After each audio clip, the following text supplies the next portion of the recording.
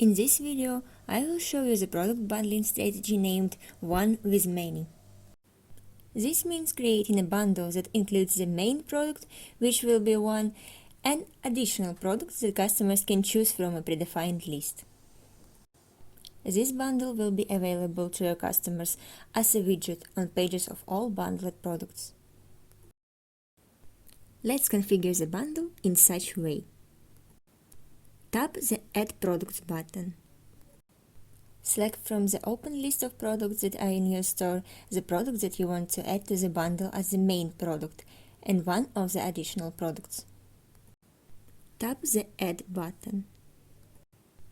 Click on the Add Product to Item button of additional product and select products that will be displayed as variants of this bundle item.